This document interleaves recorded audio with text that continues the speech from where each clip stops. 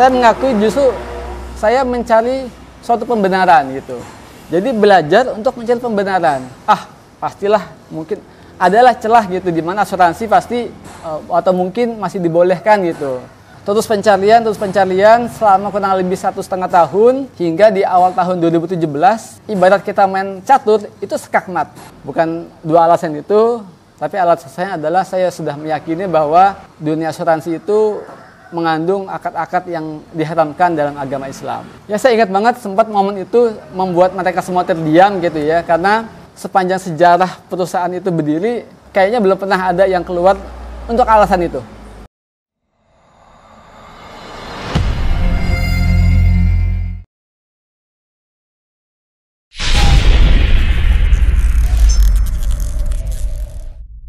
Assalamualaikum warahmatullahi wabarakatuh. Kembali lagi dengan saya Muhammad Rizal. Apa kabar teman-teman semua? Semoga semua dalam keadaan sehat walafiat. Semoga kita termasuk hamba-hamba yang berusaha mencari cintanya Allah dengan berusaha melakukan apa yang Allah cintai.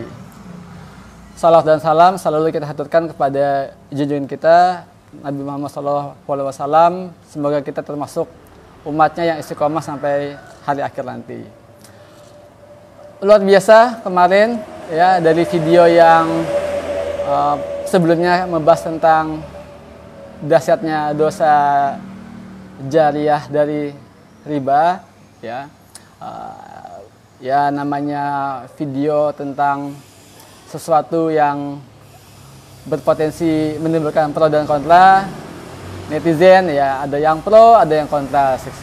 Ya itu hal yang wajar dan mari sama-sama kita tanggapi dengan dewasa. Tapi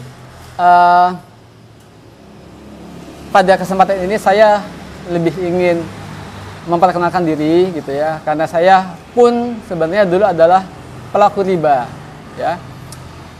Saya selama 10 tahun ada di dunia asuransi yang sebelumnya ya, kita juga pernah bahas bahwa dalam asuransi itu tidak hanya ada riba ya, tetapi juga ada maisir dan goror gitu. Jadi terkumpul 3 praktik muamalah yang Allah haramkan dalam satu kegiatan di dunia asuransi. Baik asuransi umum maupun asuransi yang individu. Baik asuransi jiwa, asuransi kesehatan maupun asuransi semacam kendaraan bermotor dan sejenisnya. Jadi saya tuh mulai bekerja di dunia asuransi tahun 2007. Ya. Saya bergabung di salah satu perusahaan asuransi kerugian. Lalu ya seperti orang-orang yang baru lulus kuliah pada awal gitu ya, mungkin belum memiliki cukup informasi tentang apa itu dunia asuransi gitu. Yang penting adalah, oh saya sudah lulus kuliah, saya ingin langsung bekerja kayak gitu. Dan kebetulan saat itu mengikuti proses di salah satu perusahaan asuransi dan sampailah akhirnya diterima. Di tahun pertama mulai muncul rasa ingin tahu yang besar. Ini sebenarnya saya bekerja di industri apa sih gitu. Karena ya mungkin asuransi sendiri pun mungkin di kalangan orang awam sesuatu yang tidak begitu populer ya. Mungkin tidak sepopuler bank misalkan kayak gitu. Nah, akhirnya mulailah saya membaca-baca dan di tahun 2008 sebenarnya sudah membaca ya beberapa referensi yang mengatakan hukum asuransi dalam kacamata Islam. Saya mencoba memberanikan bertanya kepada beberapa senior di tempat saya bekerja, tetapi memang responnya cukup mengejutkan gitu. Saya bertanya kepada 3 orang dan 3-tiganya marah gitu. Marah dalam arti mereka merasa bahwa seperti suatu tuduhan bahwa selama ini berarti saya bekerja memakan harta yang haram dong, seperti itu. Nah, karena keterbatasan ilmu, ya saya tidak melanjutkan lagi pencariannya apa itu dunia asuransi dan bekerja seperti biasanya dengan prinsip yang penting saya tidak mencuri, saya tidak korupsi, saya tidak memanfaatkan fasilitas kantor buat diri sendiri gitu. Yang penting bekerja dengan sebaik-baiknya gitu. Akhirnya berjalanlah waktu gitu ya. sampai di sekitar tahun 2015. 2015 seiring berjalan waktu, seiring bertambahnya usia, akhirnya ya bertemu dengan banyak orang, menonton banyak media, membaca banyak buku. Muncul lagi rasa ingin tahu yang dulu sempat terpendam gitu ya. Apa sih dunia asuransi itu? Akhirnya saya lebih intens dan lebih memberanikan diri ya. Jadi sampai membaca tafsir Al-Qur'an, kemudian bertanya kepada beberapa guru ya yang saya yakin dia punya pengetahuan tentang muamalah dalam Islam, membaca juga beberapa buku. Namun seperti orang yang merasa zona nyamannya akan terganggu, saya mengakui justru saya mencari suatu pembenaran gitu. Jadi belajar untuk mencari pembenaran. Pastilah mungkin adalah celah gitu di mana asuransi pasti atau mungkin masih dibolehkan gitu. Nah, terus pencarian selama kurang lebih 1,5 tahun hingga di awal tahun 2017, ibarat kita main catur itu skakmat. Skakmat dalam arti saya tidak bisa lagi menemukan alasan untuk terus berada di dunia asuransi karena sudah jelas hukumnya, ya keharamannya itu jelas gitu. Dan mencari sumber dari manapun tidak ada satupun yang memberikan angin segar gitu bahwa masih boleh kok di asuransi asal bla bla bla segala macam, tidak. Nah, PR berikutnya adalah karena kebetulan saya sudah berkeluarga, bagaimana menyiapkan tahapan transisinya gitu ya. Karena saya berada di satu kantor selama 10 tahun itu saya tidak pernah pindah gitu. Salah satunya adalah memang ya dunia asuransi, dunia bank gitu ya, dunia finansial itu memang menawarkan kenyamanan finansial yang menggiurkan gitu ya, yang bisa membuat orang itu bertahan lama di situ. Nah, demikian juga dengan yang saya rasakan, sudah mendapatkan kenyamanan finansial yang demikian besar, demikian lama, mau tidak mau saya butuh menyiapkan, terutama untuk keluarga saya, bagaimana masa transisinya gitu. Manusia punya rencana, tapi rencana Allah itu jauh lebih baik gitu ya. Sekian bulan saya mencari pekerjaan pengganti, tapi tidak pernah ada gitu. Belum pernah menemukan penggantinya sampai akhirnya muncullah ide, apa saya harus keluar dulu ya gitu ya. Artinya jangan-jangan rezeki itu baru muncul nanti setelah saya keluar gitu. Tapi kan ini suatu pertaruhan ya gitu. Ya, setelah memantapkan diri, saya cobalah bicara dengan istri, alhamdulillah malah mendukung gitu. Bahkan sebenarnya istri berharap kenapa tidak dari dulu gitu kalau dari asuransi gitu. Kemudian saya beranikan diri juga bertanya kepada mertua, karena bagaimanapun juga anak dan cucunya adalah menjadi tanggung jawab saya ya sebagai kepala keluarga. Alhamdulillah mereka juga mengizinkan dan bahkan sangat mendukung gitu. Nah, biar lebih mantap akhirnya saya mencoba diskusi dengan orang tua. Alhamdulillah mereka juga mengizinkan kayak gitu. Artinya mereka mengembalikan kalau yang menurut kamu itu adalah baik gitu ya, dalam rangka mencari mencari sudut pandang yang lebih baik dari kacamata Allah, silahkan saja gitu. Dan akhirnya saya ingat itu pada tanggal 27 Ramadan di bulan puasa tahun 2017 itu saya menetapkan diri bahwa setelah lebaran saya akan resign. Nah, momen itu saya ingat sekali gitu ya. Nah, kemudian setelah libur lebaran, hari pertama masuk itu saya ingat saya kumpulkan semua jajaran pimpinan di tempat saya bekerja. Saya kumpulkan mereka, saya sampaikan bahwa Bapak Ibu, sepertinya saya sudah cukup bekerja di perusahaan ini gitu. Ya awalnya mereka mengira apa karena pertimbangan gaji yang kurang besar gitu atau karir yang memang belum sesuai harapan gitu. Ya saya sampaikan langsung to the point bahwa bukan dua alasan itu, tapi alasannya adalah saya sudah meyakini bahwa dunia asuransi itu mengandung akad-akad yang diharamkan dalam agama Islam. Ya saya ingat banget sempat momen itu membuat mereka semua terdiam gitu ya, karena sepanjang sejarah perusahaan itu berdiri kayaknya belum pernah ada yang keluar untuk alasan itu. Ya alasan kalau orang keluar pada umumnya saya ingin cari yang lebih baik gitu, saya ingin mengikuti suami dan sebagainya. Dan akhirnya saya minta diberikan waktu sekitar 1 bulan gitu ya, sebagaimana profesional pada umumnya adanya one man notice, tapi mereka bernegosiasi meminta jangan 1 bulan deh, 2 bulan saja gitu. Karena ya saat itu posisi saya sudah cukup memegang peranan penting, jadi mereka merasa butuh waktu lebih lama untuk masa transisinya sambil mencari penggantinya gitu. Dan masa-masa itu adalah masa-masa salah satu masa yang paling membahagiakan gitu. Saya tahu akhirnya saya sedang berjalan menuju satu pintu yang penuh cahaya di balik pintu itu gitu. Setelah sebelumnya selama 10 tahun mungkin saya ada dalam satu ruangan, tapi seperti belok ke kanan mentok, belok ke kiri mentok. Saya tidak tahu apa yang saya cari gitu. Mencari dunia ya semua orang membutuhkan dunia, tapi sampai di titik apa gitu. Itu yang jawaban yang belum saya temukan gitu. Akhirnya alhamdulillah atas izin Allah per 1 September 2017 saya sudah keluar dari perusahaan tempat saya bekerja.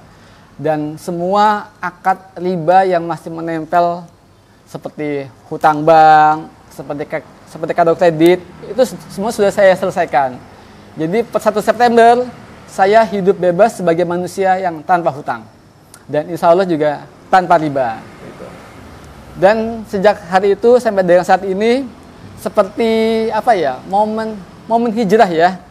Kan kalau kita lihat dulu Nabi pun melakukan hijrah gitu sebagai salah satu tonggak sejarah Islam kayak gitu ya, di mana Islam itu berkembang justru setelah Nabi dan para sahabat itu hijrah dari Mekah ke Madinah. Gitu. Hijrah itu kan secara kata berpindah artinya, ya berpindah dari satu tempat ke tempat lain gitu. Dan kita sebagai umat Islam harus meyakini bahwa ya sebagai seorang Islam ya kita insya Allah akan mencapai kondisi yang lebih baik kalau kita melakukan hijrah. Baik hijrah dari pekerjaan riba ke pekerjaan bukan riba, baik hijrah dari mungkin kondisi keimanan atau ibadah yang mungkin biasa-biasa saja, mau memperbaiki diri dan keluarga menjadi diri yang lebih soleh dan solehah gitu. Itu semua harus melakukan hijrah gitu. Karena tanpa hijrah ya kita akan ada di tempat seperti saat kita berada saat ini kayak gitu. Dan itu pun sesuai dengan anjuran juga dalam Al-Quran bahwa kita diperintahkan untuk hijrah secara kafah gitu. Apa sih kafah itu? Kafah itu kan menyeluruh gitu ya.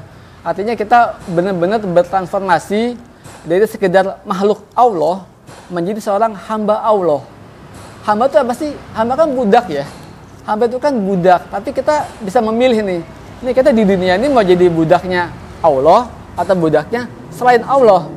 Udah, hanya ada 2 pilihan itu saja gitu. Kalau kita memilih menjadi budak Allah, ya sudah.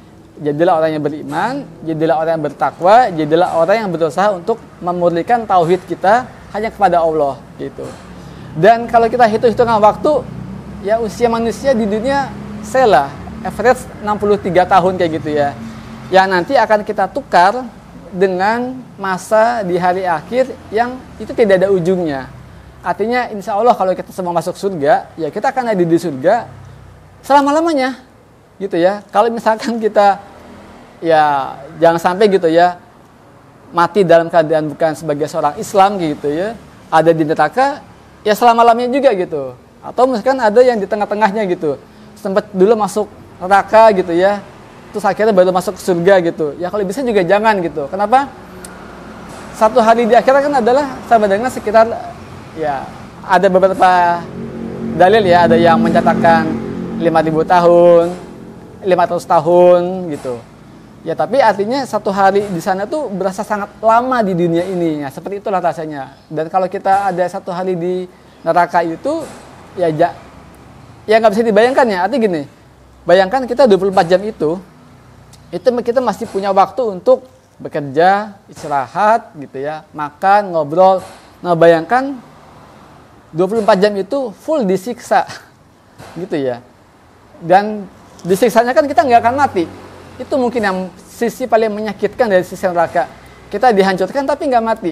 Hidup lagi, berulang-ulang. Dan rasa sakit yang pertama itu akan sama dengan rasa sakit yang berikutnya gitu. Jadi nanti sudah biasa disiksa, nanti mungkin nanti yang ke 1000 kali saya sudah biasa. Oh tidak, sama seperti persis saat yang pertama kali kita disiksa. Oke. Nah itu jadi mungkin salah satu pertimbangan ya yang harus kita pikirkan, bahwa apapun ikhtiar kita di dunia, ingat akan ada konsekuensi di akhirat nanti.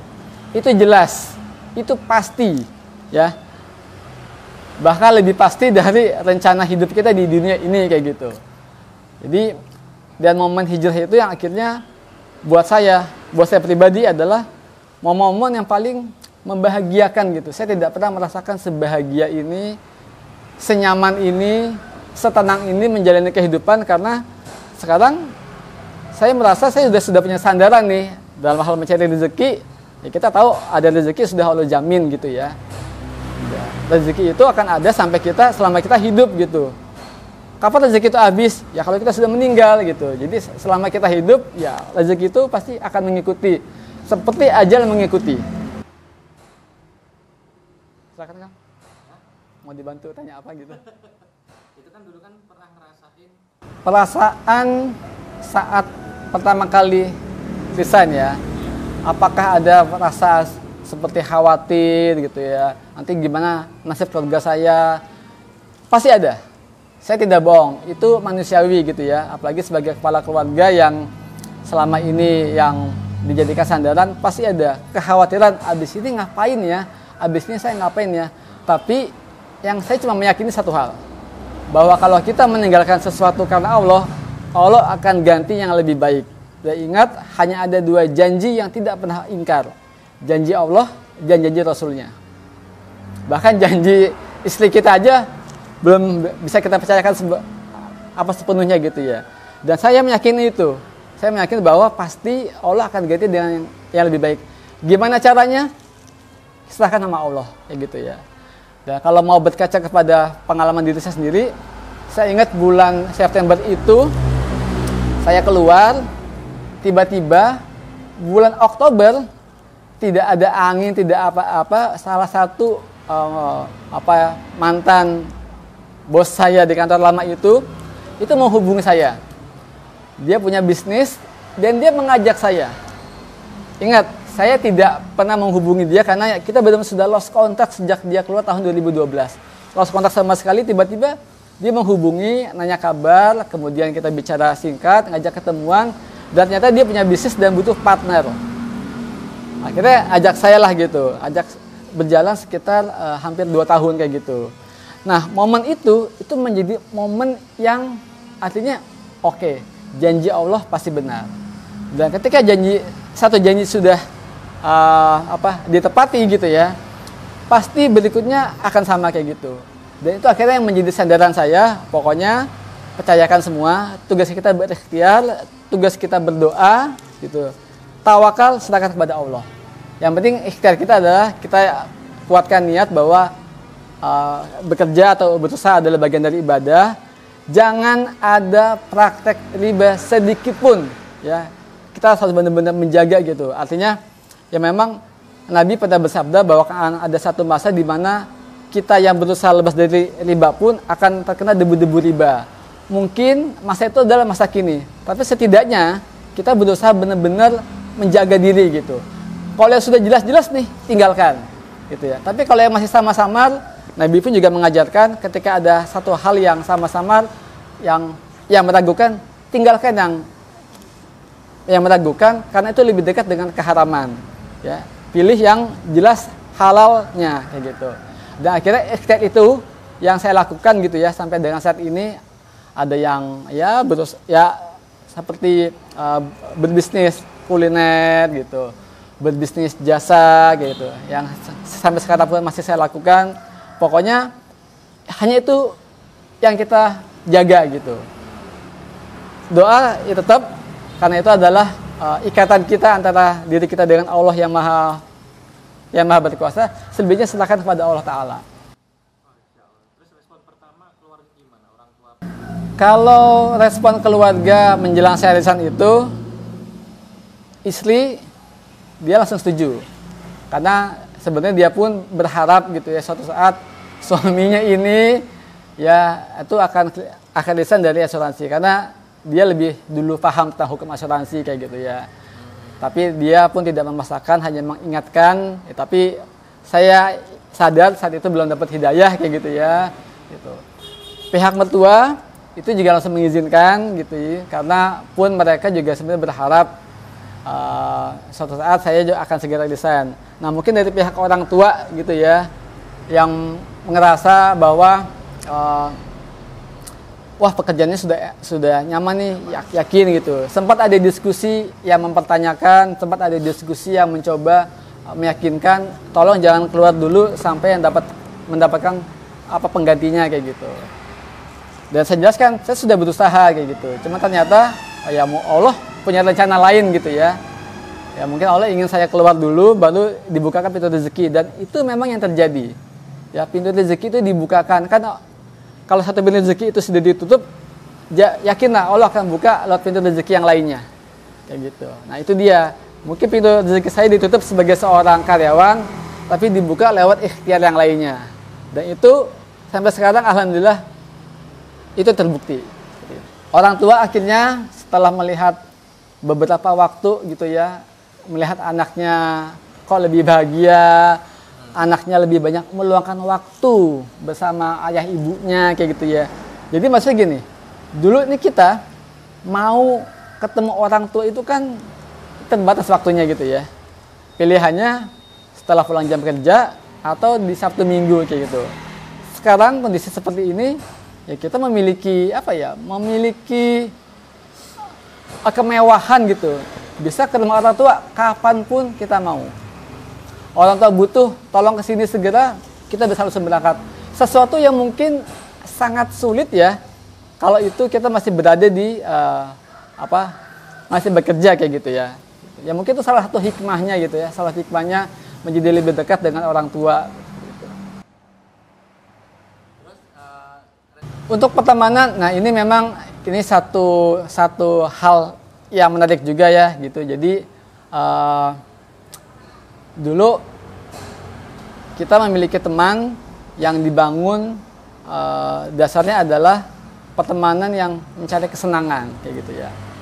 Kenapa ya? Karena kita sama-sama sudah bekerja, punya karir, punya penghasilan yang lebih dari cukup kayak gitu ya. Jadi ketika kita bertemu ya setelah lelah bekerja pastilah kita ingin bersenang-senang dengan teman-teman seperti itu ya, dengan berbagai macam bentuknya gitu.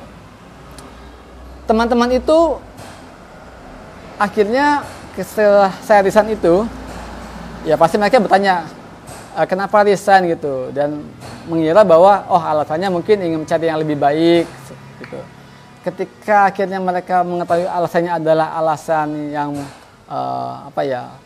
bersifat agama gitu ya, ya sedikit banyak mereka juga kaget kayak gitu ya, kaget karena ya sama mereka melihat asuransi itu begitu ya gitu, asuransi itu ada akad-akad yang diharamkan seperti itu. Nah tapi sering berjalan waktu, awalnya kita masih berteman gitu ya, masih sering kumpul segala macam. Nah karena kan posisi hijrah itu kan sebagai titik awal gitu ya, artinya gini, kalau kita hijrah untuk alasan apapun gitu ya, hijrah dari pekerjaan riba, hijrah dari pekerjaan yang haram lainnya atau apapun itu kan bentuk titik awal. Artinya justru di situ kita mulai hidup yang baru di mana ya insya Allah gitu ya menuju kepada surganya Allah gitu. Artinya kan kita butuh ilmu buat beramal gitu. Kalau butuh ilmu artinya kan kita harus banyak belajar, banyak ikut kajian, banyak baca buku seperti itu. Dan seiring bertambahnya ilmu, mau nggak mau dari sisi pemikiran pun berbeda. Jadi ya dulu kumpul kita mungkin bisa satu frekuensi gitu ya, sekarang merasa kok udah agak beda kayak gitu ya. Sebagian masih berorientasi hanya mencari dunia. Mungkin alhamdulillah saya sudah sedikit berorientasi kepada alam akhirat kayak gitu. Dan akhirnya di satu titik memang itu seperti minyak dan air, nggak bisa ketemu. Tidak bisa ketemu gitu ya, mau ketemu jadi canggung, kalaupun ketemu juga jadi susah gitu. Dan ya salah satu doa yang saya selalu panjatkan adalah ya Allah pertemukan hamba dengan orang-orang baik. Karena kita sadar sesadar-sadarnya bahwa teman itu punya impact sampai akhirat. Ya, kalau kita berteman dengan yang baik, insya Allah gitu ya, kita ikutan baik gitu ya, insya Allah bisa masuk surga bareng-bareng gitu. Tapi kalau kita punya teman yang buruk, bisa jadi mereka justru jadi musuh nanti di akhirat nanti. Nah, itu yang coba saya juga jelaskan ke teman-teman, yuk kita sama-sama hijrah gitu. Ya walau alam ya, Allah yang maha berkehendak gitu ya. Mungkin saat ini mereka belum diberikan hidayah, ya akhirnya pelan sedikit demi sedikit mereka yang meninggalkan saya. Nah itu mungkin satu poin yang juga saya syukuri ya, artinya bukan saya meninggalkan mereka, saya artinya tetap berusaha merangkul, ketemuan yuk kita ngopi, kita ngobrol, coba diskusi tentang kita mau hidup ini mau dibawa kemana sih gitu. Tapi mereka yang menolak kayak gitu, mereka yang mungkin masih merasa canggung atau merasa suatu hal yang aneh gitu ya, ngomongin tentang akhirat apa sih, ngomongin surga, ngomongin neraka kayak gitu, kan masih jauh gitu ya, jauh walau alam ya kalau untuk umur kita gitu. Nah kita pelan-pelan mereka menjauhkan saya, tapi Allah ganti dengan yang lebih baik. Itu dia, Allah pertemukan saya dengan orang-orang yang alhamdulillah satu visi gitu, satu visi melalui ikhtiar di dunia, tapi goalnya adalah di akhirat seperti itu. Memang secara jumlah tidak sebanyak yang dulu, saya akui itu.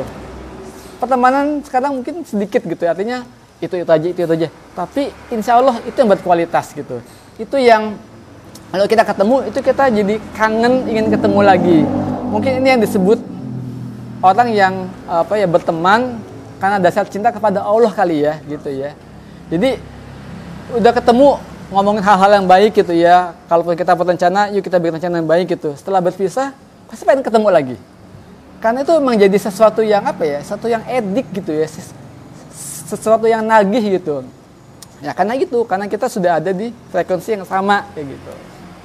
Ya walaupun sampai sekarang pun tetap ya saya berusaha mengajak teman-teman baik yang masih di dunia asuransi maupun di pekerjaan-pekerjaan lain yang mungkin arahnya masih belum ke arah akhirat gitu. Ya itu tetap usaha itu tetap dilakukan walaupun ya tetap hidayah itu kembali kepada Allah Ta'ala.